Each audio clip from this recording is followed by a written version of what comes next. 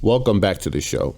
Today's topic, adapting to modern times, or men adapting to modern times. So I kind of broke it down in life, dating and relationships, friends and family. I mean, it could expand to more, but I'm just gonna focus on these because I think these are the ones that, not the only ones, but these are the three areas that most men fall into: just hard times, just a difficult transition, if you wanna call it. Now, obviously, not all men or males, the younger males, are adapting to modern times fairly quickly, and in some instances, in a very negative way. But they are just adapting to the way things are and the way things are progressing at a technological evolution, more or less. Maybe,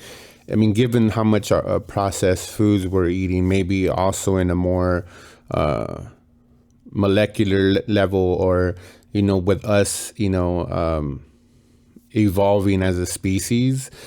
But mostly I want to focus on just the tech aspect, and how, as obviously, if you're born into this kind of technology, it's going to be easier for you to be able to flow with everything, as just your surroundings. So like, for me, 15 years ago, to be able to have food from any restaurant at my fingertips, it would have been crazy. Like, what would be the point? And given the evolution of technology in such a lightning speed, even though 15 years isn't, necessarily lightning speed in human years, but just the leaps and bounds that now I have, Uber Eats, Grubhub, and so many things where I could, and any restaurant now is brought to my doorstep, which is something that for the younger generation, I mean,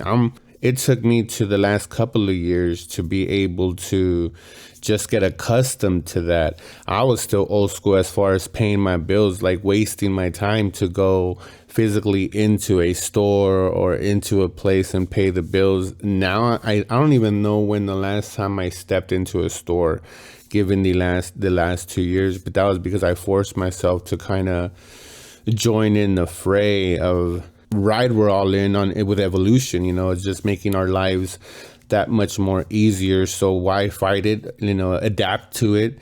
That way you start going, with the flow as opposed to against the flow.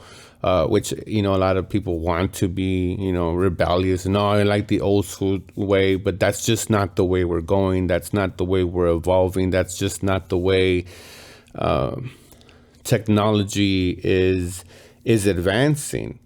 So we kind of have to be able to either, well, what the point being is that we have to adapt. It's not even a choice, because if you don't take a choice, that's a choice, and you're choosing to get left behind, and then that creates frustration. And even though I said young males are adapting to modern, tech faster, or just the modern life faster, and I did mention earlier that it's in some areas in a very unhealthy and incorrect manner. Even though they are adapting, they are still struggling with just the speed that everything is coming up. I start seeing now 20-somethings, early 20-something-year-olds, where new technology is coming in and they're behind the eight ball. So it just gives you a kind of idea of the pace. Before, it was every 20 years, then it would, every 15, 10 years. Then we got to the point where it was like every 5 years. Now we're going to every 3 years. Pretty soon we'll be having some new amazing tech every year. And who knows after that, just how evolved we would, become. So in the next 10, 12 years, it's going to be really interesting, where just the evolution of tech, or just modern times, not even just tech.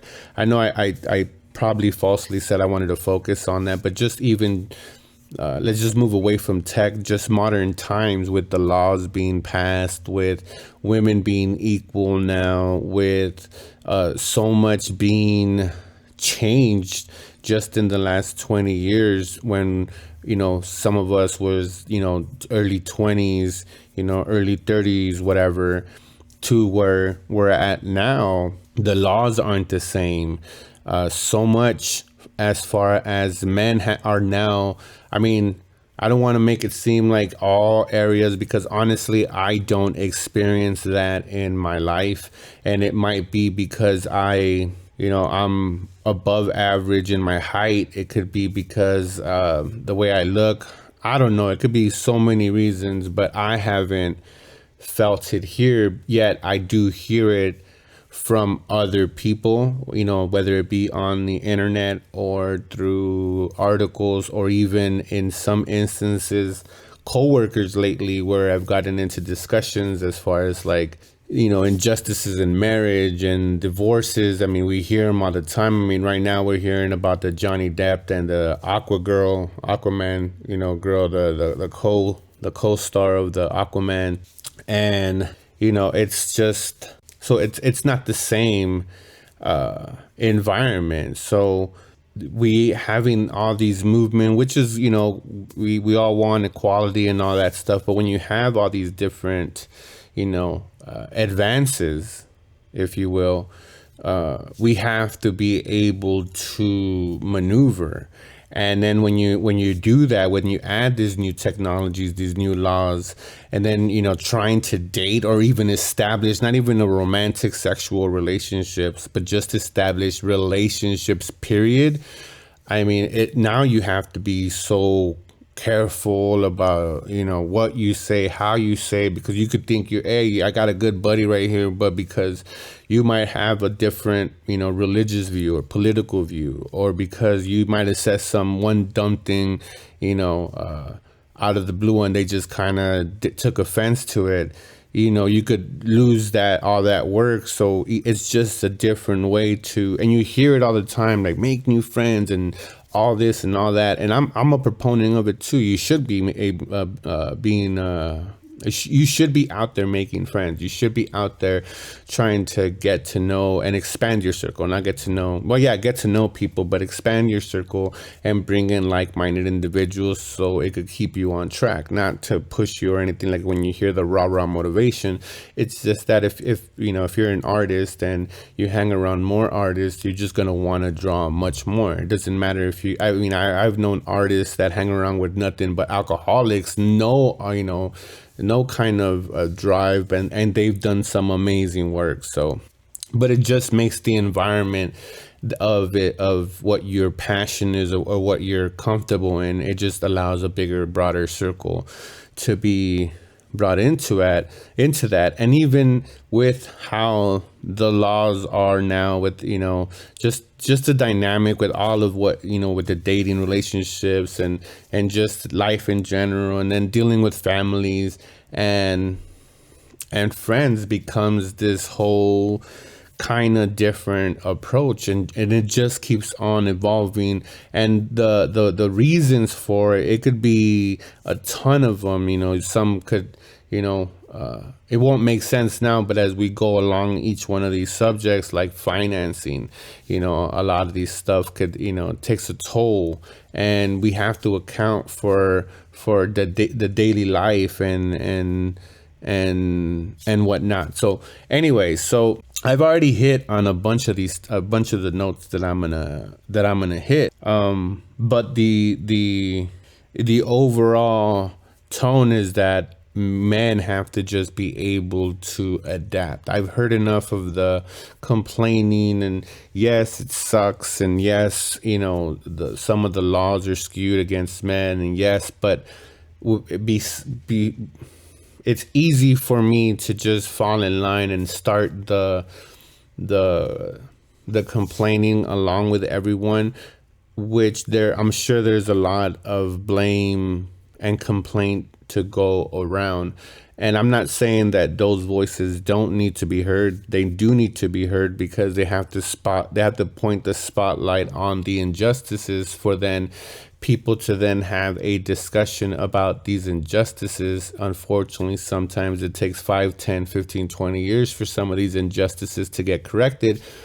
So I'm not saying that they don't have a place in the discussion, but there's so much of it, as opposed to me saying, which I learned the hard way, and many men learn the hard way, is we have to be responsible for our own actions. Whether we knew, what we know now, but we didn't know it then, and we messed up, whether it be financially, relationship wise, with our mother, with our father, with our brother, with our sisters, with our best friend, whatever.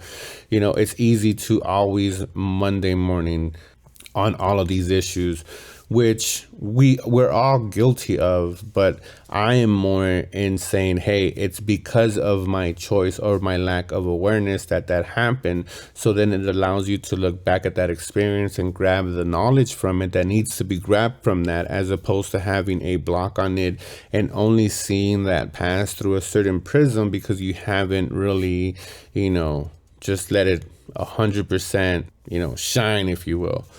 But so anyways, so I want to just be more focused on helping more men, at least the same thing that I do, which we all do in our daily lives, is just try to adapt.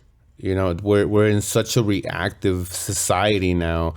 We're not proactive, and it's the really successful people that they're still being reactive in a large part of their life, but they just manage to be proactive in certain aspects of their life because no one is perfect. So we're all in this reaction mode, or react, after something happens. So in life, like I hit upon earlier, as men, we've always been expected to be a certain type of way, provider, going out to work. We die, earlier because we take on more of the stresses and all these kind of things that we've been taught, because whether you believe in evolution, that we've been around for millions of years and it's just a process that it goes, or societal pressures, or the societal structure that made it so that men have all the control, financing, whatever, or the control in relationships, and just have control, whatever you believe. But now it's not that. Now women are just as prominent in the workforce as ever before.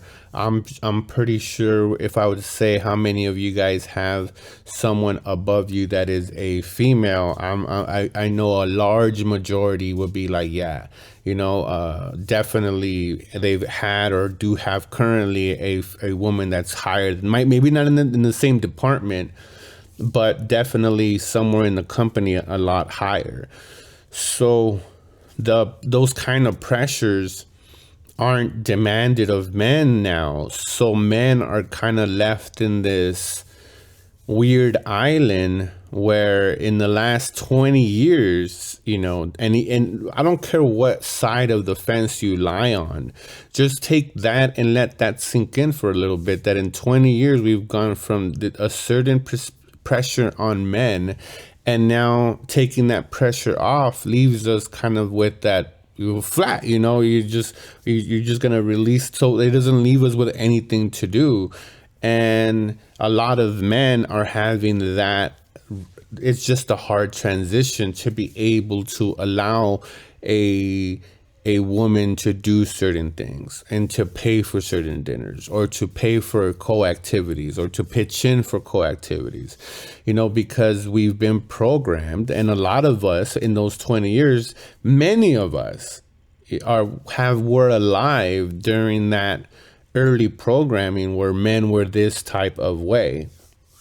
And yes, there's statistics, and I agree with the statistic where a lot of us young men early on 20 years ago didn't have, or even beyond that, let's just go 30, when we were really, really small, didn't grow up with a father figure, which led to a whole mess of other problems. So I mean, I'm completely aware of that, but just TV, society, the movies, you had like the Huxtables, you had like these, the dad from Fresh Prince, Bel Air for us, or I mean, there's a reunion show actually coming up on that. So, but we had these father figures that kind of held everything down, that kind of went out and made the big bucks so that the woman could stay at home and raise the kids and give them morals, give them values, shared down the values of the dad, even though he was not normally present. I mean, I think the Fresh Prince, he was a judge and stuff like that. I don't remember if his wife had a job. I don't, maybe she did. Maybe later on she did. I don't think early on she did. But anyway, so 20 years ago, the message was being portrayed or being told to men, you had to be this kind of man. And even though in our own lives, there was no clear representation on that. So then we grabbed to whatever masculinity we could. And unfortunately, in a lot of instances, the masculinity that we grabbed to was to a woman's masculinity, which I'm not here to debate whether it's yes or no, or what your preference is, but that's what most of us grab to. And then after we that wasn't sufficient for us, we go on, and that's when you have the young man that enter that gang life, or enter kind of other cults or other kind of family. I said cult, but more of a family orientated environment, even though gangs and cults are kind of the wrong type of family. But that's how you fall in line with some of those, because you're yearning for that connection, that masculine essence. And some of them did have fathers, and that's the discussion as far as masculine negative energy and men that I'm going to have, but it's just not, I can't do it justice trying to shorten it down and trying to just kind of throw bullet points. But point being is that there was not that clear indication for us men to have that. So then we had this false impression. So as women are fighting for equality, have been fighting for a pay gap, the to shorten the pay gap, for equal pay for equal work. Why all of these things have been happening, we have been trying to go about this, and not only us, and as every generation enters into this era, we've been stuck into, like I said, into this one kind of mindset. But as this progression is happening with women and rights and being equal to men, that a lot of that hasn't sat well with some men and just haven't been evolved. Some guys get turned off when a woman even mentions to pay. It's looked at as a very masculine. So because we see it on TV is the only reason, or the question is, well, why does that affect men? It's because we've seen it on TV, right? We've seen it where the man pays for the meal and the woman gets swept off her feet. Yet as to the experience, whether the connection, let's say you were out in an environment and you were on a date, I want environment, trying to be politically correct. She just, you reach out for your credit card, she reaches out for your credit card, maybe an acknowledgement of like, oh, cool. Or I don't know, I probably don't say, oh, cool, because it probably won't come off correctly. But what I've done is I did, when that occurred, I grabbed her credit card. I grabbed my credit card because I already had taken it out. But she was, offering to pay for it.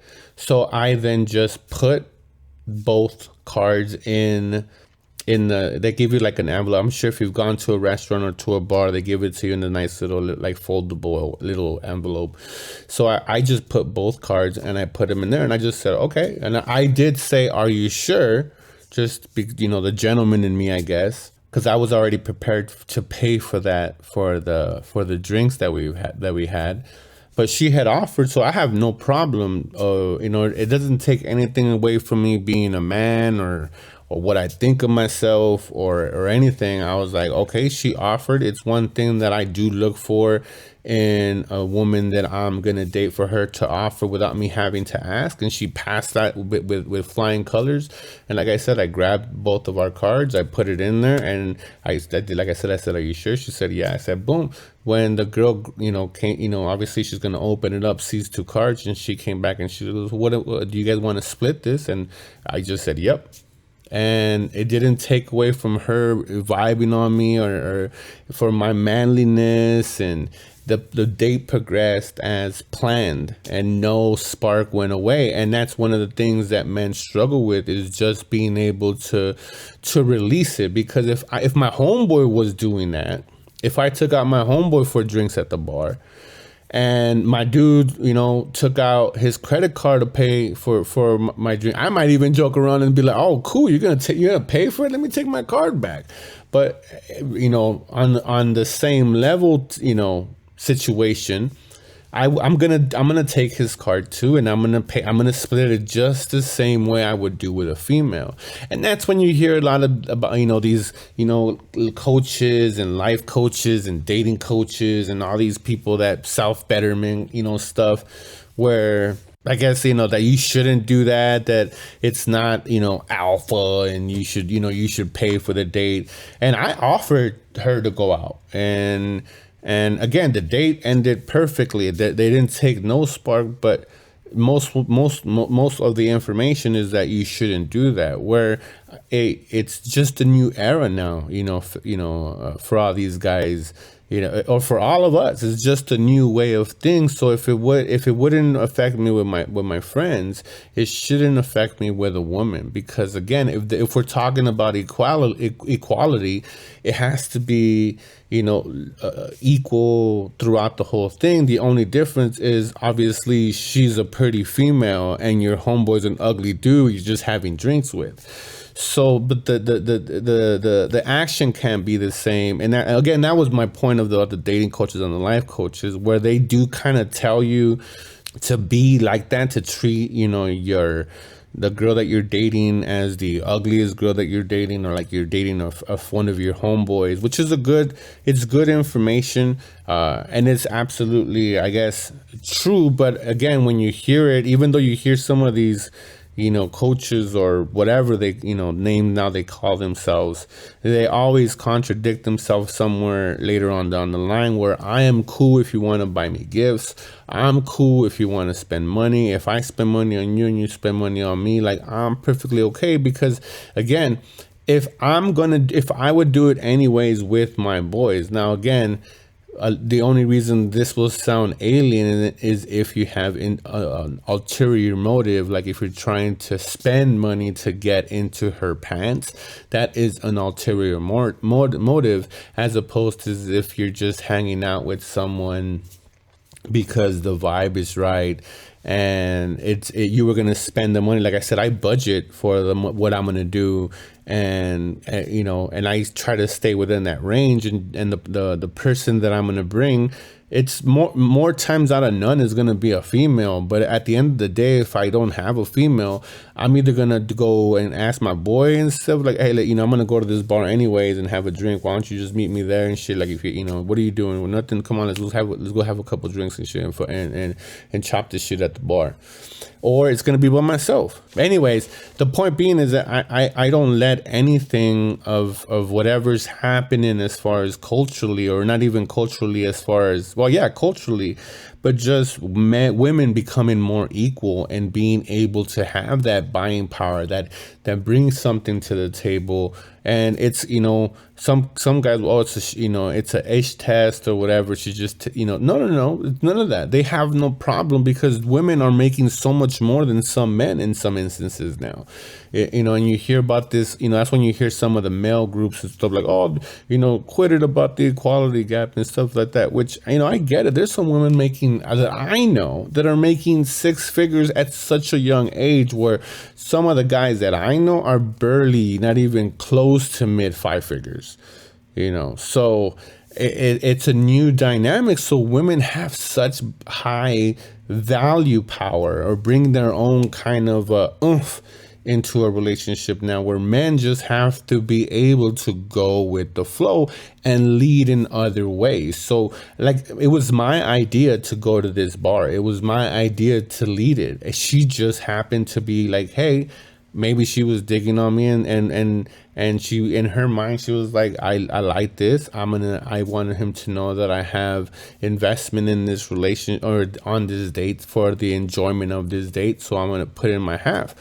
I don't know. Or maybe she completely thought horrible thoughts that I didn't see. The point being is that I made with that story is that it didn't hinder the date as far as how I envisioned the date going from the moment we arrived at our first location to where we ended up.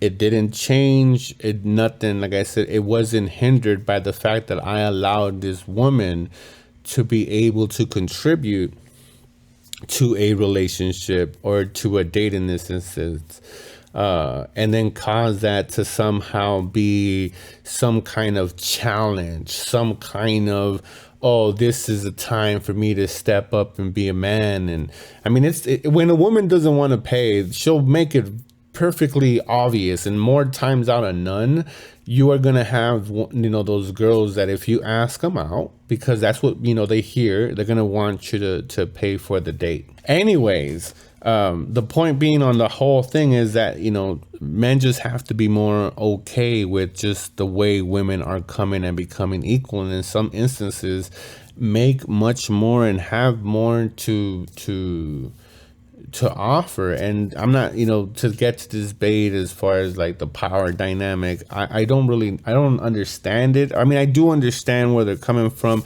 I just don't see the logic in it, and I'll make those arguments on another podcast. But men just have to be okay with knowing that, yeah, equality is equality, and there's certain laws, yes, that have to change to make it fully equal, but we're working our way there.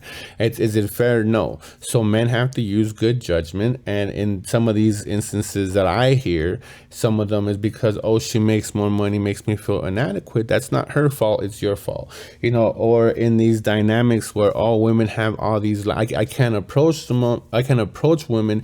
Maybe, I don't know what you're thinking as far as like how you can approach women. Like I said, I'm maybe biased because of the way I look and just the way I act, or the way, I don't know. But I've never experienced that where you just can't go up to someone. And even my homeboys, when they would ask me questions as to like, hey, how do you approach a girl?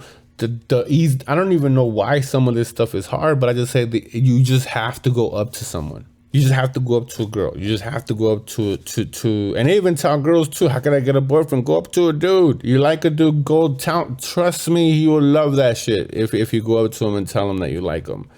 It's in your mind, well, he must think I'm easy. He must think that, I'm going to sleep around when I do this with everyone. It's the same way that men get into their own head with the same thing with these laws. And I can't approach her. Oh my God. No, we get into our own heads, and more times out of none, we get into our own way. And it's again, it's just easy it's easier to just let the process happen naturally. And again, like I've said before, I can't expect all women to be like that one example where she just brought out the credit card or her debit card. I can't remember now whether it was a credit card or debit card.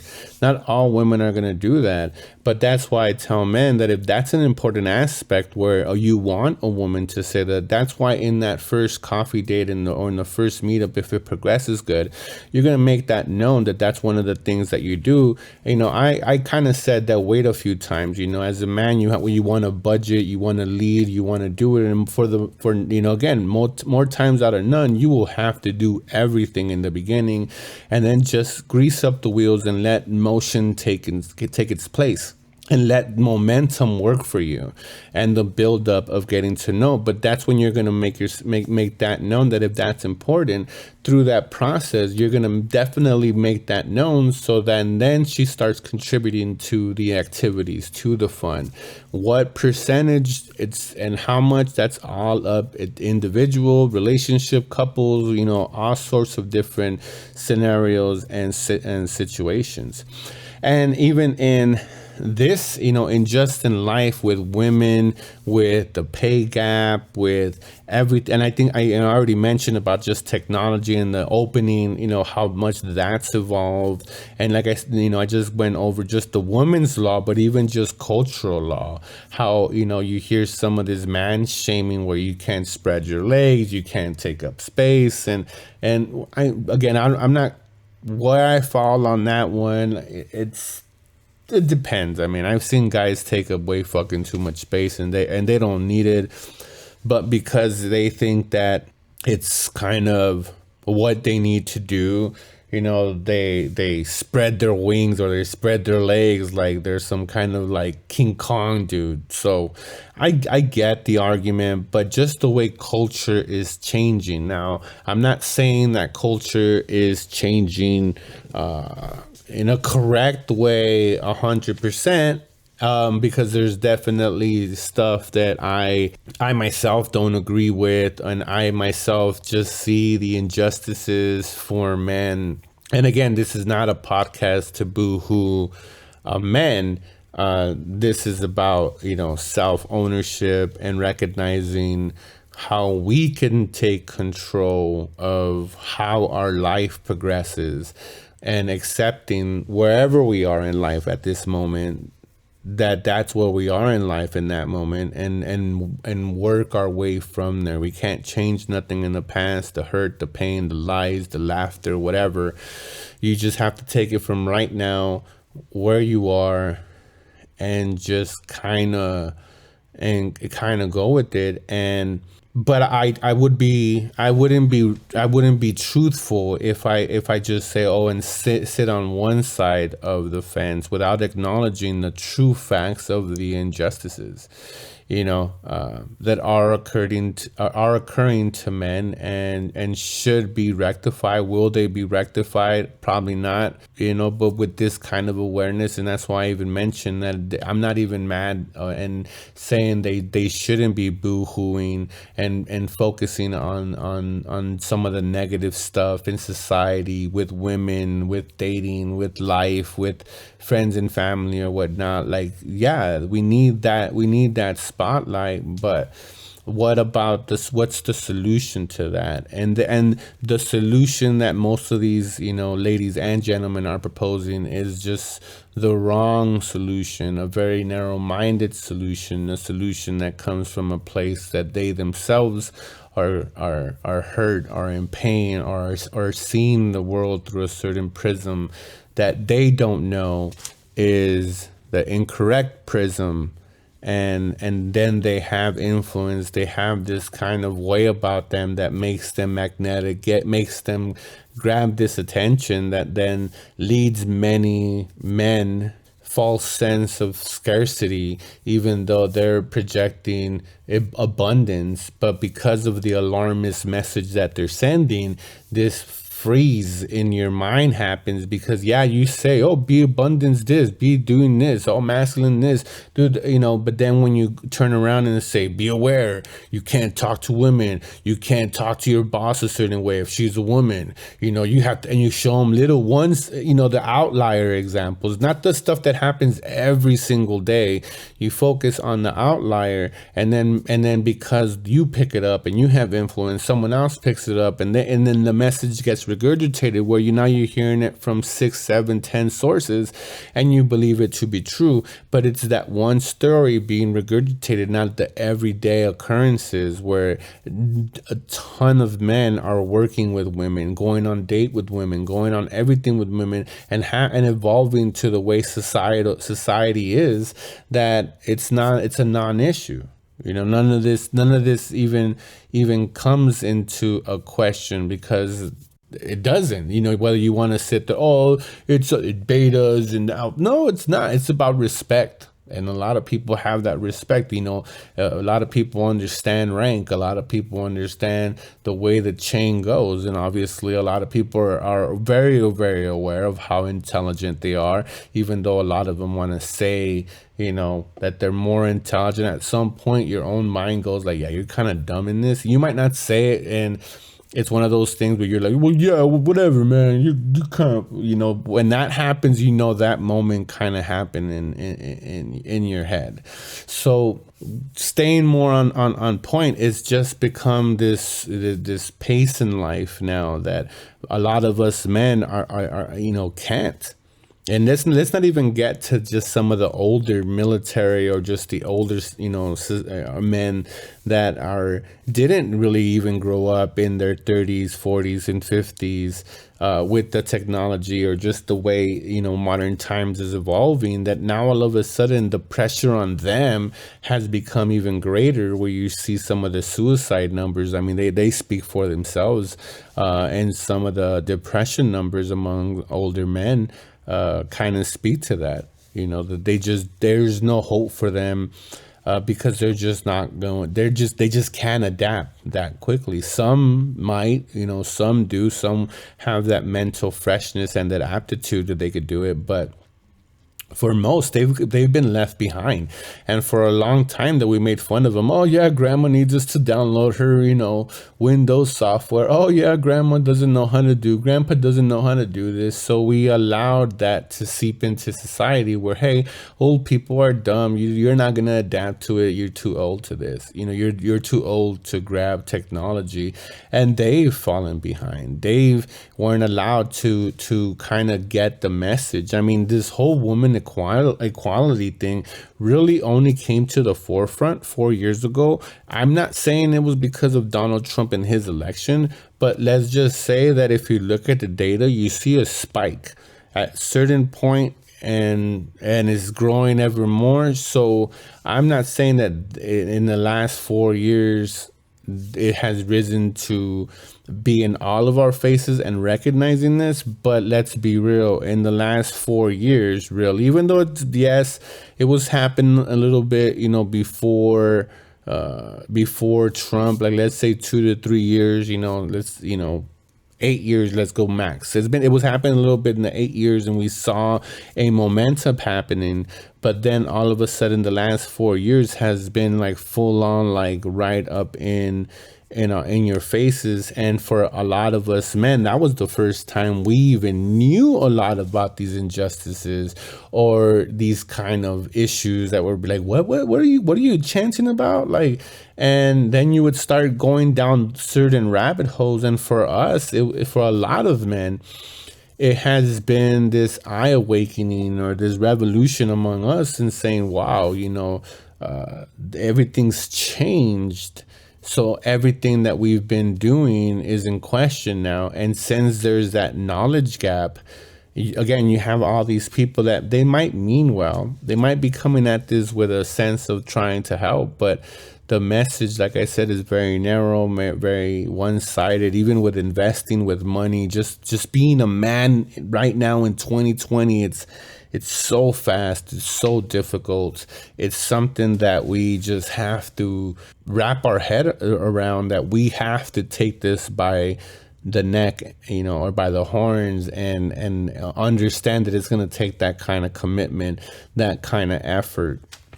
And I know I'm focusing more on generations in their mid and lates, but it could even be adaptable to some of the younger generation, even though this is technology coming out of this. But like I said, just the speed of this technology, the laws and everything coming out, the way it's changing so fast, some of them, culturally, let's go 5 years, not as much as tech. Tech is changing a lot quicker, obviously, than I think anything else. But culturally, I think every 5 years or so, we go through this kind of evolution. And that's only going to get shorter and shorter and shorter as we become more and more progressive, as in our thinking, in our way of, because everything around us is being progressive and changing, and there's no stopping once something has momentum like that, at least in my opinion.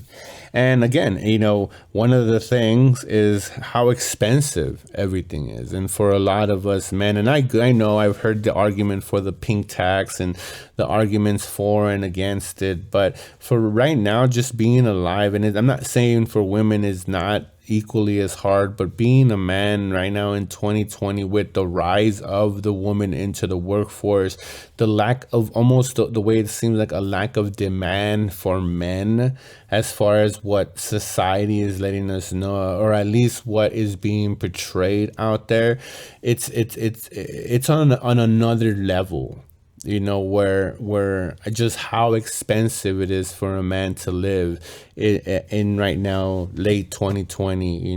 We're a few months, or a month out actually now, or a little bit over a month now from 2021. And I mean, right now there hasn't been a harder time to be a man. And again, this is coming from a man that, yeah, in certain aspects, I could definitely tell you I relate. In others, like in dating and with women, I can't relate.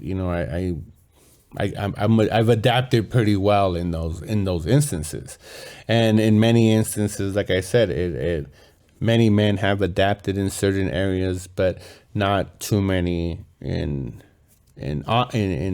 just not too often.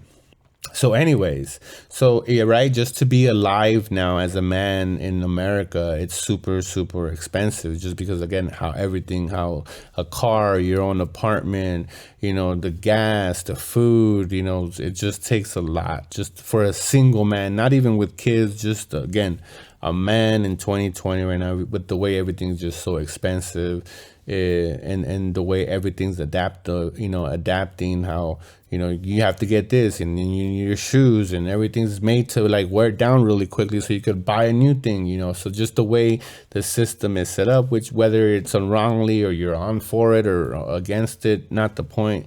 It's just that it's expensive to be alive right now. And again, not that it's not for women, but for men, it's hard to be alive. And again, I talked about this next point about just dating and relationships, and this thing alone. And again, even when I was talking about life, because you can't have a life without relationships. Now having relationships is one of the most complex and interesting and fascinating things that I have seen and evolve from the pickup game in the 90s to technology creeping in the early 2000s to the creation of Facebook, Instagram, TikTok, all these different things we have now. Wow.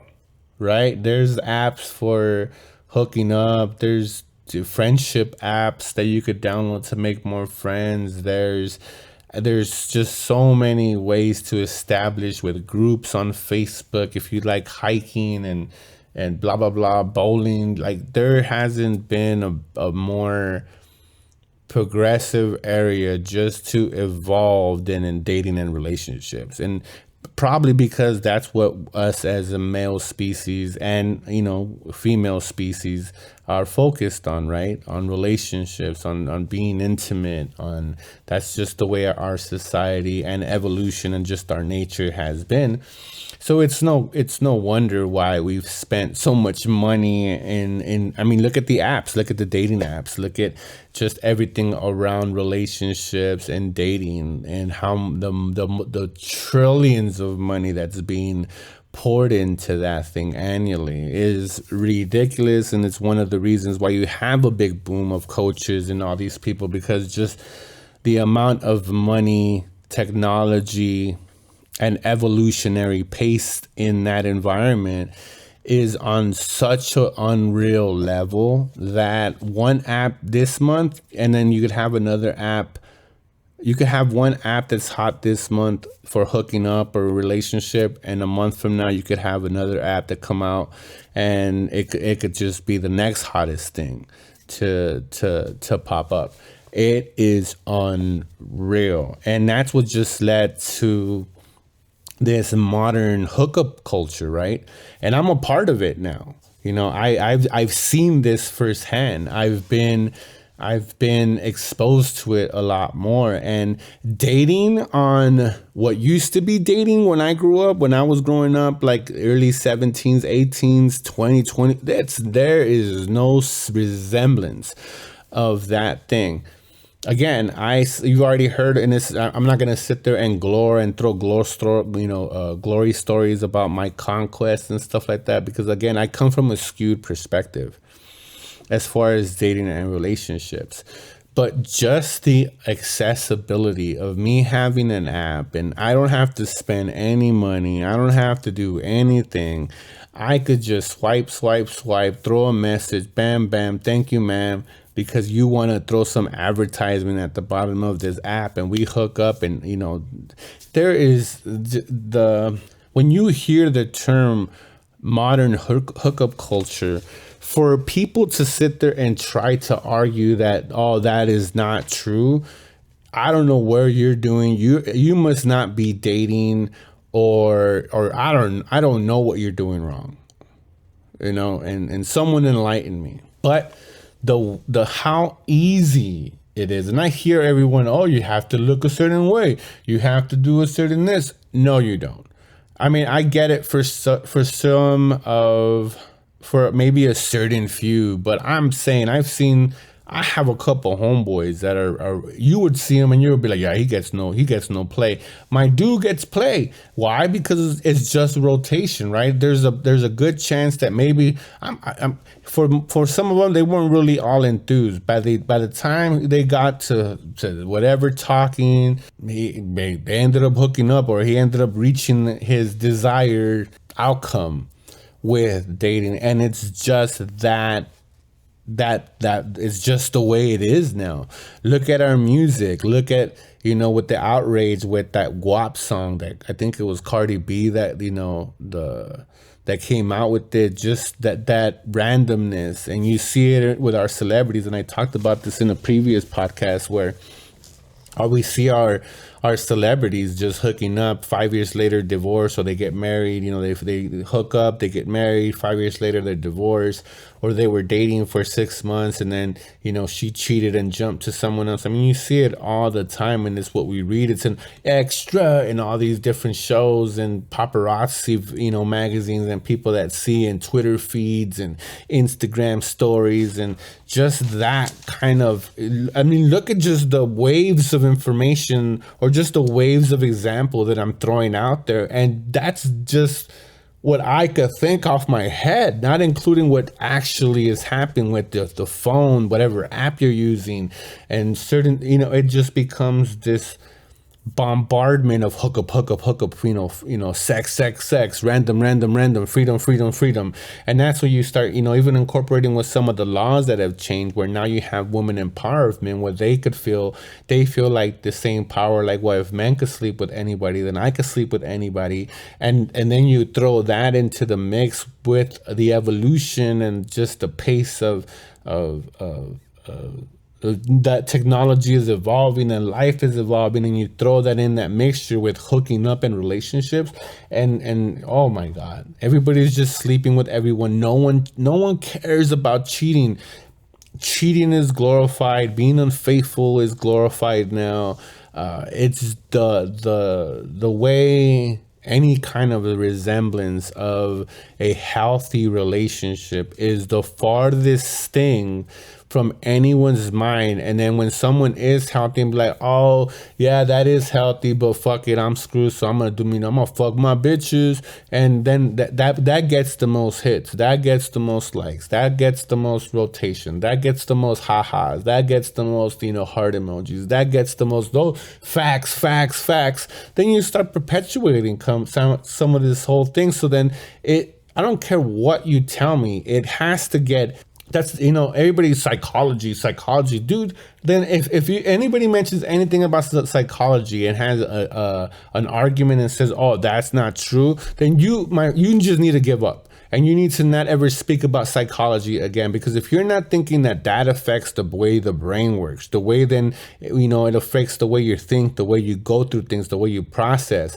And not even I get the argument that you might not know it, but it's gonna get so sunk into your subconscious of your thought, of your being, of your brain, that little by little, the same thing I talk about momentum, the more and more you hear something, the more and more you use something, the more and more you get addictive, the more and more you change your habits, the more and more that you get programmed to understand that this is a fact. The same way that we could talk about black voting or women voting or just rights in general or anything that kind of goes around. I mean, diamonds wasn't even a thing until a commercial came up in the 1920s on that black and white screen or whenever the hell it was, or on a radio, whatever that commercial was, that the guy sat down and proposed some of the diamond. That created the diamond industry. That created the whole thing where now guys are expected and you have to dish out this big ass diamond because of just the way from one commercial, from one company, and how it was repeatedly played and played and played,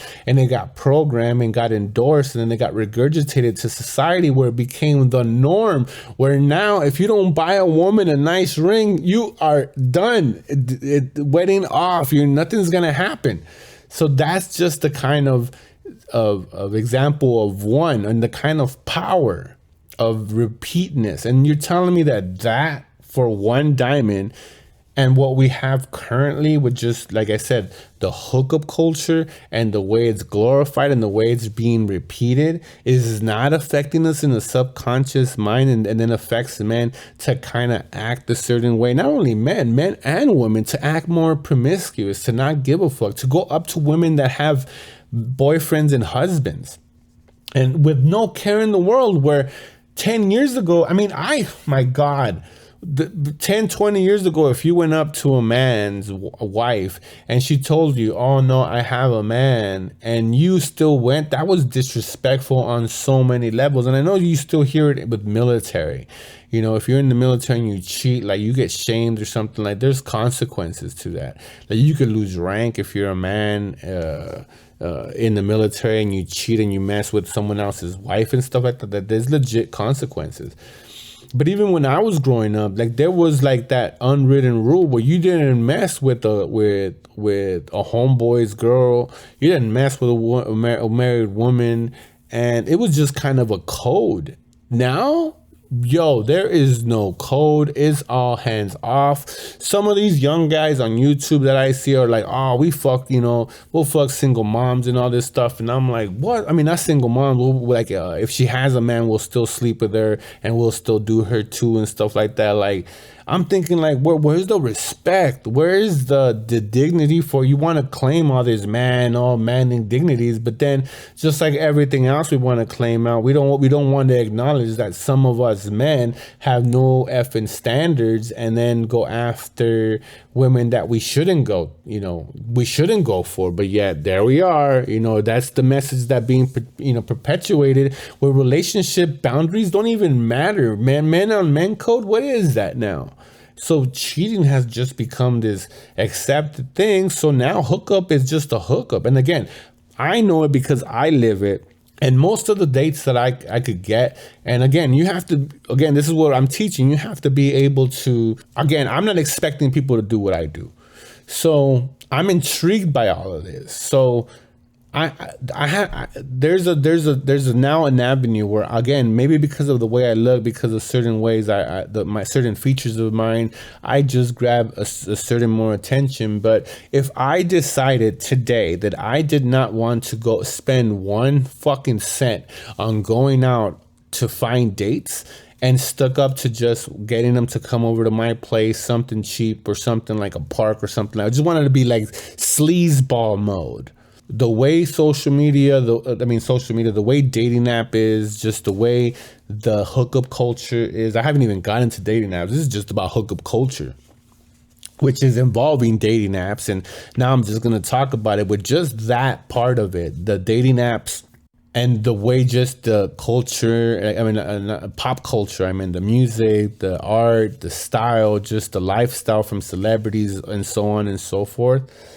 If I wanted to do that and just be strictly hooking up and throw rotation now, no problem. I'm not saying all men could do that. I'm sure there's some that can't do that for X reasons, but at this very moment, if I just wanted to just do no more money and just have an endless amount of chicks just to have and sleep around with and have fun with, I could do that. Again, should you do that? The quality of women and all that stuff, diseases. Again, I'm not saying that I'm doing it or anything like that, or about you that you should do it. The point being that that's the environment that we're in. That if I decided at this very moment, me talking to you on this podcast, the way I know that I look, the way I go about and whatever features I have, I know that right now, if I wanted to live or date a certain way, and that means no money, just sleazeball mode, bring them here and screw them and kick them out, I could do that with no hesitation. And that just speaks to the hookup culture that we have now, that's even a possibility. And it's not even, again, it's not because I look a certain way, because again, I gave you guys earlier an example of my friend that he's not, if you would see him, he's not attractive. He's not attractive. I mean, I don't find him attractive. But the dude's funny. The dude makes a little bit of money, but he doesn't flaunt it. It's not like he makes like this big old 6 figure. Nah, it's not even close to like 6 figures. But for where we are in the area, which we live in Vegas, it's very affordable. It's very affordable to be a single guy, have your own, your own spot, your own thing with a nice car and so on and so forth. That's not out of the realm. A lot of people are just in bad environments where you have to have a roommate. You can't flow with the way you want to flow. You can't do certain things the way you want to do. And sadly, that's another part where I said it's just too fucking expensive to be a part of this life right now, the way things are going. So for a lot of environments, whether you're in Miami, New York, California, or Oregon, and maybe throw in a little bit of Texas, but because they don't have like that federal tax and stuff or state tax, there is some benefits to same thing here with Nevada. We don't have I think it's the state income. We don't have no state income tax. So you save that. But the point being that the point that I'm trying to make is that him being not so attractive, at least to me, he has so many other things. That's not even the thing about what he has or what he doesn't have, because through these dating apps and the way hookup culture is, that you could just sweet talk for him. Maybe it might be a little harder for him. Maybe he might have to take him for the first coffee date, bam, bam, thing. He takes him back to, it cost him a $5 latte to screw this girl. But that's just what it is now. And I've gone out with women that will be considered 9s, maybe to some even 10s. To me, they're 9s and 8s and stuff like that. And those are becoming that easy because it's just that, like I had this one girl tell me that for her, sex was just sex, but giving giving a BJ was too intimate for me. In my mind, it couldn't compute. When I heard that, I got dumber when I heard that. I was like, what? How does that even make sense? But in that one remark, you could see the detachment. You could see the way in her mind there was 2 different emotions. There was 2 different attachments. There was 2 different things you had to do just in that, and in the act of sex or whatever. And it took you down 2 weird rabbit hole where she just detached those. Well, if I do this, it means this, but if I do this, and it doesn't really matter, I could do this with as many people. So to her, having sex wasn't even an emotional thing. It was just this broad, I like you, I find you kind of attractive, and I just want to get off just as along with you. And that is such a weird, like I said, it just speaks to the fact of how hookup culture is, and dating apps just adding like that wildfire to it, along with the music and society. And then even add that just how now we're having a negative view on marriage. Like, what's the point? And what's the point of a relationship? Polyamory, amory, all this kind of amory that was having. And, what's the point? What's the point in having having a relationship and all this stuff when you're just being, screw, date, different girl. And again, another subject that brings all this together. Why? It's because it's probably too expensive to date. I've gone on dates, and not that I got swindled, because I wanted to go out to a nice fucking place. So I knew I was going to spend if I was going to spend $75 for myself with drinks and the food and whatnot, with dessert and an appetite, I wanted a fucking feast. So I knew if I was going to ask someone to come, it was another, $75 for her to do whatnot, or for him in case in that situation, whether, I wanted to invite a homie, but I wanted to have a good ass meal at this nice ass restaurant that I heard nothing but people telling me about this thing. So I knew that what I was going to get into. So right then, $75, what is that? Well, $150, give and take tips and parking and whatnot. So you're adding again. So I had already, allocated almost $300 for one event, because I wanted to have an experience, right? There was also like going somewhere else afterwards and whatnot, but I wanted to have that experience. But even though, like I just said, I ain't balling and I ain't doing all this crazy money. So for me to separate $300 for just an experiment, or not an experiment, but a night out and an experience that I wanted to have with good ass meal, good ass entertainment, and just a fun night that I wanted to have, $300. Are you kidding me? Right? That is, for some men, it's like a car payment, insurance payment. It could be, whatever, child support payment. It could be a quarter of your rent. It could be so many things. But just the fact that for me to have a certain experience, I'm going to have to dish out $300. And again, if you're balling, making less, it's all gonna be subjective. But even when you take it into the cheap route, where I even told you, where I said, fine for the men that don't want to go out on dates and are against this whole kind of movement and want to go their own way, you could just save $250 and find yourself a good call girl. Even in my cheapest way that I do it, it's still $250. So if why go through all that when at the end of the day, I want to get some, into your pants and you want to get into my pants? Why not just negate all this? And I even in my steps to progress the thing, I even said, I don't care when you sleep, whether it be the first date, the dating and the courtship should always remain throughout the whole environment until, she disqualifies herself, or until she qualifies herself and you progress into ultimately you get married, living together, whatever your expectations and goals are in your own life. But because everything is so expensive, and now women, because like we talked about earlier, they're making more. Now they're realizing how expensive everything is. And whether they have the pink tax or don't have the pink tax, whatever. I mean, not whatever, but I'm not here to side with any. I don't, and whether what side you land on, I don't really care. The point being is that everything is just so more expensive, and women are now, because they're making some of the money with, the rise of lesbianism, LGBTQ, and all this kind of things, and just women entering, straight, dating other, dating men. They're now seeing how everything is expensive. Some of these women that want to be, I'm going to lead, I'm going to pay, I'm going to invite him out. I've seen girls that say that stuff, and I'm like, they've asked me, what restaurant do you want to go? And I'm like, you're going like that.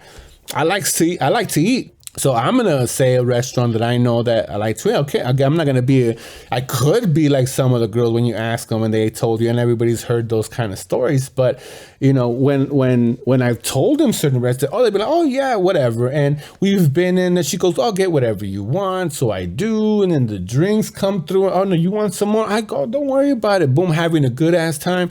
As soon as that check comes, she knows she's paying. Mind you, we went out, the whole date was for, the same way that I would offer for her. The whole thing was set. But boy, you should have seen those eyes. When she saw that bill, it was like for not even a lot. It was just like $140, but come up for 2 hours. It was roughly around 2 hours. For 2 hours, 104. And she made the joke, oh, you're putting out after this. And I said, oh, what?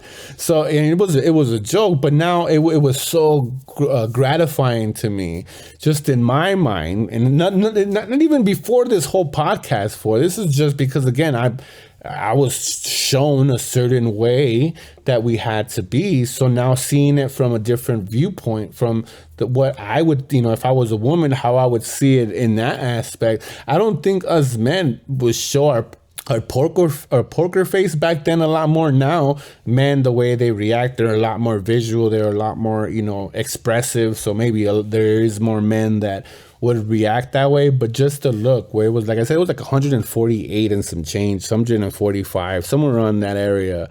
But the look in it, and then the joke that she said, oh, you're going to be putting out, is exactly why some of the men say, wow, look at how much I'm showing you. Like, and maybe it's because they never see the bill, right? Maybe it's because we grab the bill, we go out and we do all this stuff, so they never know the full total, because we're not going to sit there and be like, yeah, that meal was $150, so you better give me some pussy, because that makes us look creepy, weird, and strange. So to her, she might have thought the whole meal was just like $75, right? So she's probably thinking, oh, $30 for him, 30, but I only had 3 shots and 2 beers and stuff like that. So in her mind, she's probably thinking those 3 shots and 2 beers or whatever. And again, I'm going excessive. I don't date sloppy girls like that. I did once, and that was just a bad experience, but I'm just using that so you guys know how expensive 3 shots and 2 beers could be, plus a meal, plus maybe throw in some champagne and stuff like that, or whatnot, on top of the food, and that thing racks up. Now, in her mind, she's thinking, oh yeah, those 3 shots, 2 drinks is only $15, not knowing that those 3 shots alone was like almost $30, not including those $2 that I'm getting charged $12 a pop for.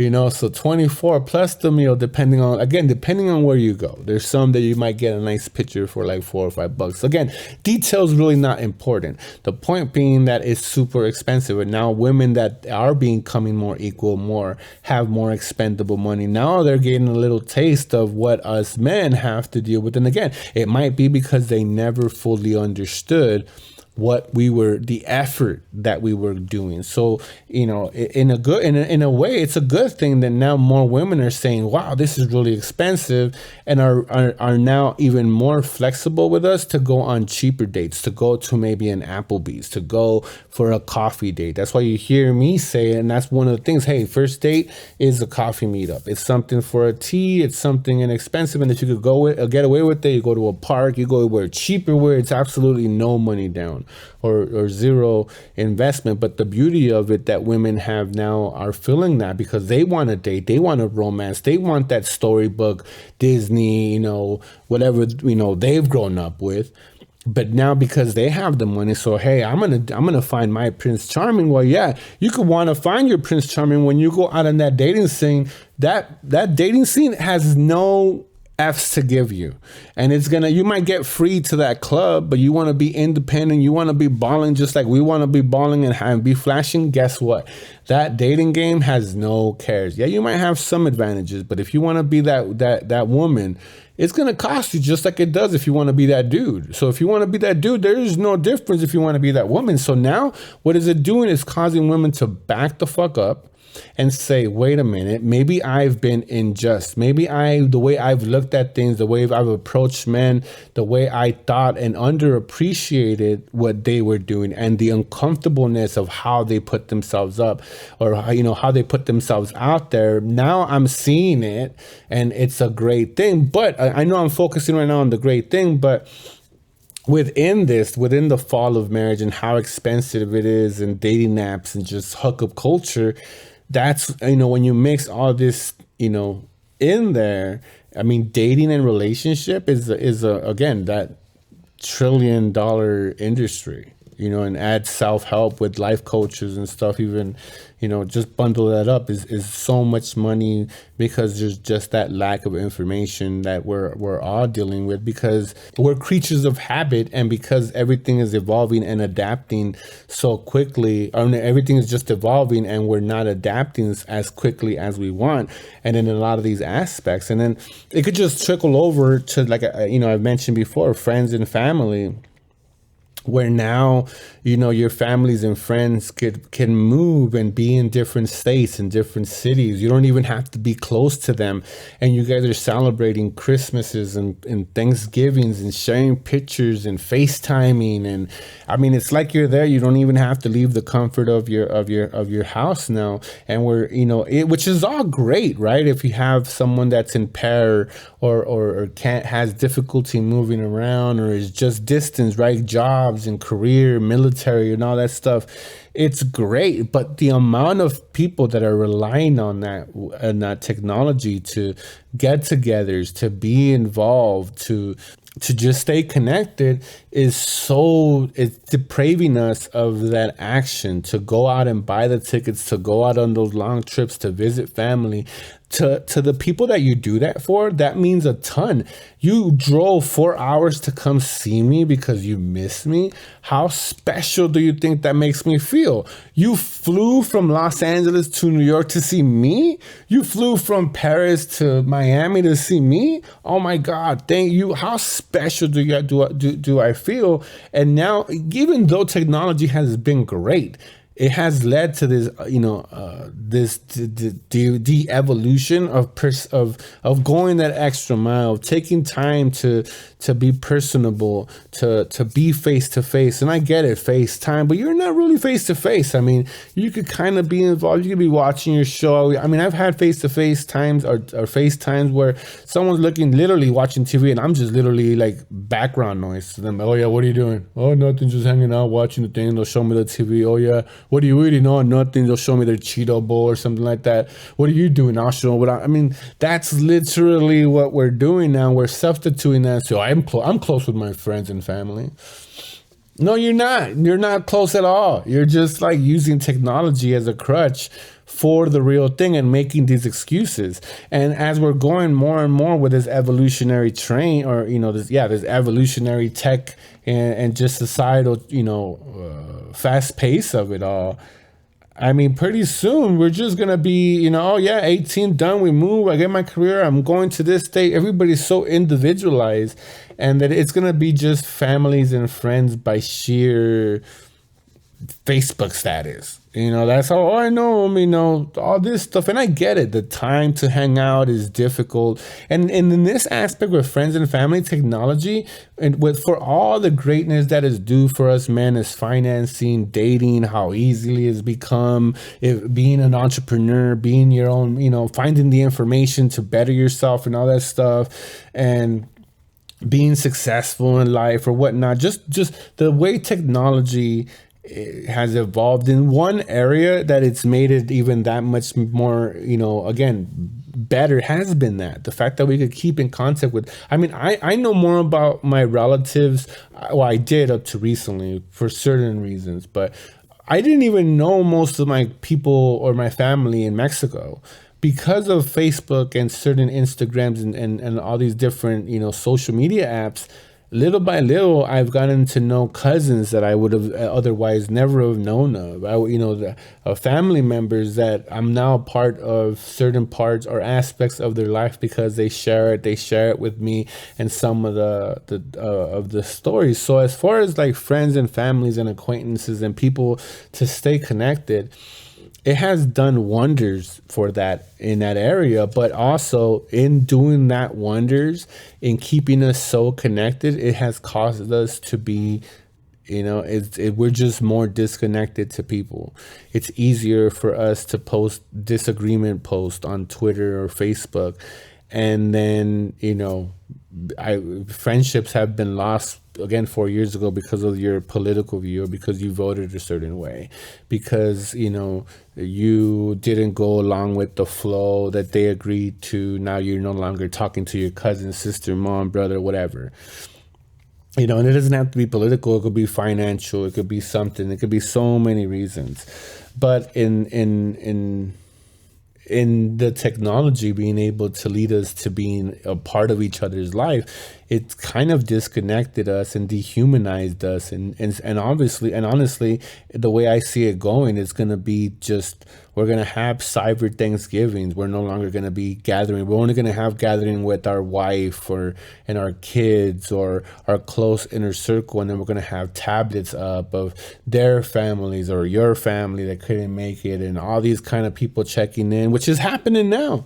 Some people just rather not make the trip, and make excuses. I can't afford it, but have the newest phones. Or plane tickets are so expensive, and all this stuff. But the way society goes, the way expendable crap is being spent, and you can see it even from the lowest incomes to the highest incomes. There's not really an excuse, but it's become a crutch now where, hey, I can't be there, but hey, do you have FaceTime? Hey, you know what? On Facebook, I could video chat. I so want to be there and I want to be a part of it. How many people, you used to see that only in concerts, and people be annoyed and stuff. But now you're just seeing it with everywhere, whether it be New Year's or Christmas, a date. I mean, some dates on social media, I feel like I'm the third wheel. Like, wait, I shouldn't be seeing this, or I shouldn't be this involved in your life. But that's just the normacy that through this progression that we've landed in this in this point. And with friends, families, and acquaintances, the fact that it's brought us a lot closer, like I said, it's taken some of that beautifulness of going to a different city, going to someone's home, taking the trip, taking the plane trip. There was just something special of what you were doing if you were the one traveling as to the one that was being traveled to. There was just that extra specialness that caused us even more of having that extra bond, that extra attachment. I'm speaking from experience. I mean, some of the greatest pain I feel is some of the people that I went out of my way, not even out of my way because it seems like a chore, but just that I enjoyed taking those trips to go and hang out. And when you don't have those, and I'm looking at it from I can't hang around with these people no more for X reasons, because I took that extra effort, waking up early, those 4 hour, 6 hour, car rides, to California.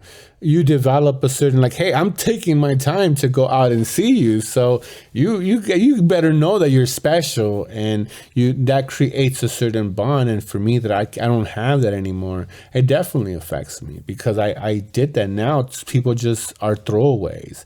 People are just, hey, if you can't see me, you're expendable. Everyone's replaceable. Everyone is. There's no more sense of bond. There's no more sense of attachment, loyalty. Those senses now, or those words are so far removed for our vernacular in just current society. But anyways, so in that aspect, with I think it's just hindered us, and it just in life. I mean, we don't talk to our person next to us because we're all with our necks down on our phone. We don't make friends, even though some of the coolest people are literally standing next to you on the bus, on the subway, or at work, at your school, at playing at the park, walking, at the McDonald's, at the restaurant, wherever. All you got to do is put that technology away and look to your left, to your right, or in front or behind you, and there's a ton of people out there. And maybe that should have been the message, that we need to slow down in this thing as we're evolving. But for us to slow down would just probably be counter, to say, yeah, we should all appreciate it, we all should take a time. But like I started off, the podcast saying is that we as men have to adapt. So that means that we have to be fast paced. But in what I was saying, taking that time to just detach for a second, acknowledge that, this tech evolution, the laws evolving, society evolving is all great. But we all have to take a little moment and pause sometimes and understand that just that putting just that the tech aspect down and detaching from society and just being in tune with what you are, and then moving from that center is probably one of the most beautiful things that you can do. But we have to be able to adapt. We have to be in the mindset that, hey, if we want to be the highest functioning human that we could be, and in our instance, the highest functioning male that we can be, then we have to be able to adapt to, how many people are millionaires because of Bitcoin, because they adapted. And this is not because a man or a woman thing. I'm sure there's women that may have a lot of money because of Bitcoin themselves. But technology, right, allowed that avenue to happen. So people had to evolve to take advantage of it. So certain things, Amazon was only worth, under $1, under $2, whatever it was. And now it's worth like almost the price of gold. I'm not, we have to be adaptable, to take charge, to take a direction, to not life is going to mess you up no matter what, but being adaptable, being able to all changes, like I said, in laws and dating and all these stuff, we could take the negative side, but it's too easy to go to the easiest solution, just that everything sucks, women suck, my job sucks, it's unfair, I can't adapt, oh my God, I'm stuck in a rut. It's good to, all this stuff, and it's easier to go to that aspect as just as saying, hey, no, we need to step up, we need to be accountable, we need to stop making excuses, we need to adapt, we need to evolve, we need to just be better, make better decisions, choose better friends, choose better work, choose better females, or better mates, whatever it is, we have to choose better. And for this podcast is, like I said, with the evolution of our culture, of our tech, it's only going to make our lives that much better. And it's going to, we have to do it one person at a time, and then be that example for other people, for them to say, well, what did you do different? And then you can relay that message. Well, this is just the way I look at life and the way I go about going through life, whether it be like, hey, how do you get so many girls? Or, hey, how do you, adapting in fitness, whether you're in fitness, how that has changed, throughout what we knew when, Arnold was around, or whatever kind of fitness back then, even with just staying in shape with the weird Technicolor videos that used to come out, to what we consider now workouts and cardiovascular workout. They don't even look the same. Even like dance classes don't even look the same as they were like. So in all aspects, so we have to adapt, and the ones that adapt the most, you see, have the richer, the best life, not richer in money wise, but just being more happy, more fulfilled. And that's at the end of the day where we need to get men to think about as in a more fulfilled life, not in a negative life, and just say, hey, I have to adapt. I have to adapt to modern times and use that to my advantage. And in some aspects we're going to lose. We all have to lose in certain aspects, but in most of them, we're going to win if we just focus and are adaptable. We grab the thing, we grab it by the horn and we say, no, we're going to direct it this way. I can't change where it's going. I can't change the fact that it's moving so fast, but I'm going to make sure that I'm moving with it and helping me grow to the man that I can be, because that's the only way we can be, or else we're going to become these old, bitter men that nobody, male, female, or society, won't be able to stand. And lastly, the thing I wrote at the end of it, I put down on my note, I said, well, just to finish up with the friends, family, I wrote an arrow from the life to dating to friends, and it's how expensive it is. And we just went through with the travel, gas, and it's just, to be able to keep that kind of personal, relationship, as far as face to face, having that bond, having that attachment, as we could see with every aspect of our life, just how expensive everything is. And I don't know if it's returnable, if there's any way we could cheapen certain of these prices, or if this is just the way it's going. I'm sure someone's a lot smarter than me is thinking about these solutions, and I'm sure they will. But with everything, every aspect, and just life in general, no matter what, as men, everything's going to be expensive. And that's just not, narrow it down to men. If you're just a human if you're even a dog, shit, dog food, for us getting dog food, cat food, that thing's expensive too. So if you're just alive and breathing, I mean, you could be a fish in the ocean, and there's a cost there now because of all the stuff we probably dumped in there. But like everything, it's expensive, but that can't be an excuse. Just like anything else can't be an excuse. You have to be able to adapt. But what I wrote is, I said, men must be able to adapt to all areas in life, and we must be okay with asking for help.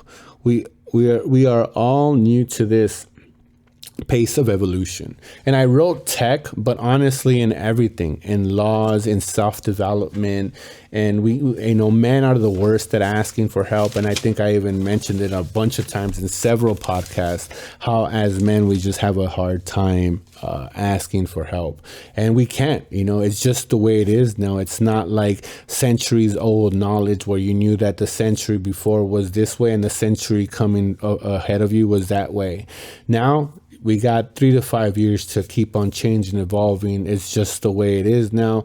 And we could either complain about it or we can adapt to it. And once we adapt, we could come with solutions to then, we could, just like everything, it could go like, it could feel like a runaway train. But once you grab control and you figure out that, hey, here's the brakes, here's this, and you start working them, you could slow it down.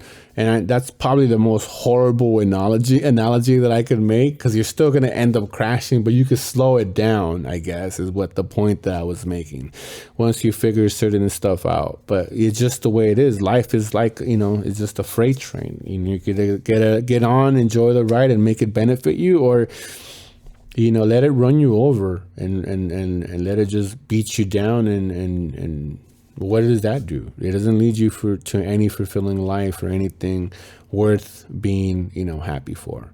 But anyways, I hope I made you guys think in this podcast. Share the video, like, the video, subscribe to the channel. Thank you guys for listening. Until next time.